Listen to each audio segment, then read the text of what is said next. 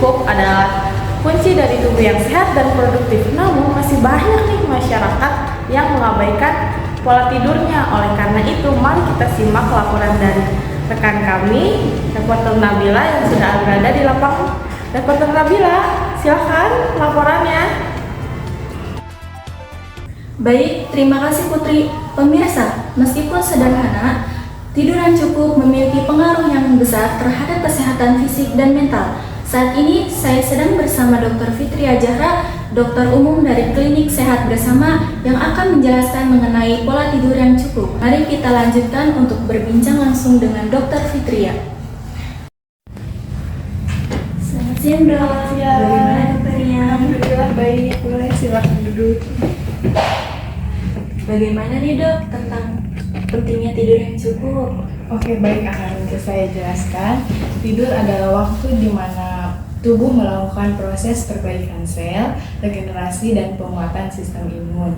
Idealnya, orang dewasa membutuhkan tidur 7-9 jam per harinya. Kurang tidur bisa berdampak serius, mulai dari menurunnya konsentrasi, gangguan metabolisme, dan meningkatkan resiko penyakit hipertensi dan diabetes. Bahaya kurang tidur yaitu cepat lelah, sulit fokus, emosional, dan resiko penyakit. Tips tidur sehat yaitu melakukan rutinitas sebelum tidur, menghindari penggunaan gadget, dan buatlah suasana kamar Anda menjadi nyaman. Bagi remaja dan anak muda, penting untuk mulai mengatur jam tidur secara konsisten, menghindari mengonsumsi kafein di malam hari, dan mengatur penggunaan ponsel sebelum tidur. Ingat, tidur yang cukup bukan hanya membuat tubuh sehat, tetapi juga bisa memperbaiki kualitas hidup secara keseluruhan. Sekian penjelasan dari saya, terima kasih.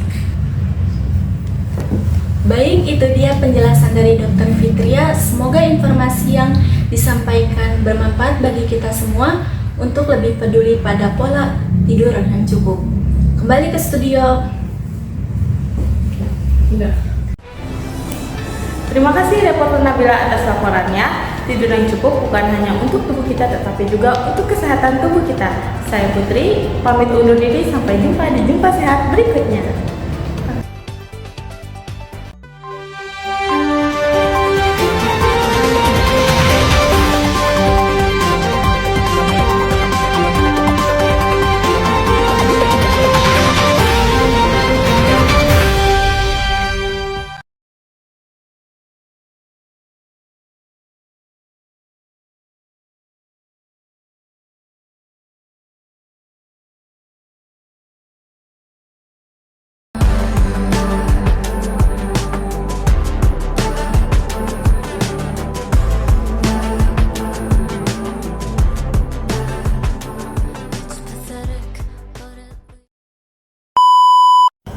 Komunikasi linear adalah proses penyampaian pesan satu arah dari komunikator ke komunikan, tanpa adanya umpan balik secara langsung.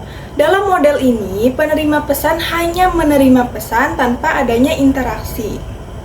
Adapun model komunikasi yang kami gunakan yaitu komunikasi linear model SMCR-Berlo, di mana terdapat pengirim pesan, pesan yang disampaikan, media, dan juga penerima pesan.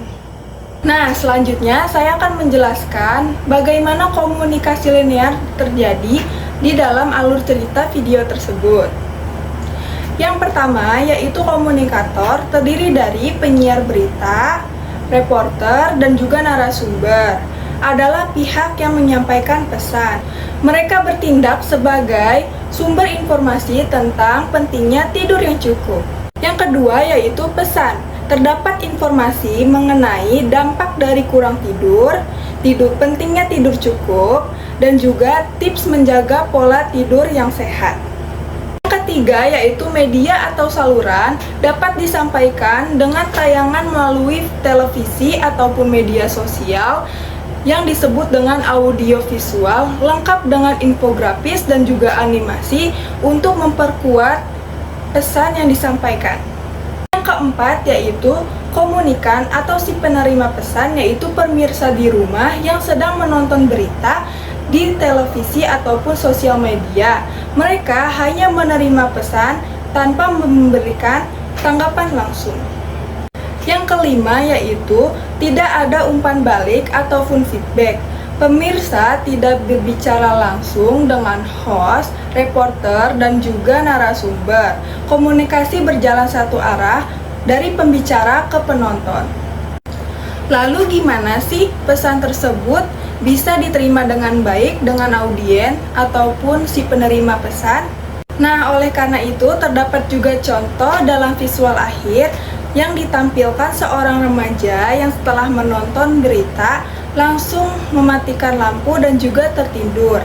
Ini menunjukkan bahwa si pesan diterima dan dipahami meski tanpa adanya respon verbal ataupun dialog.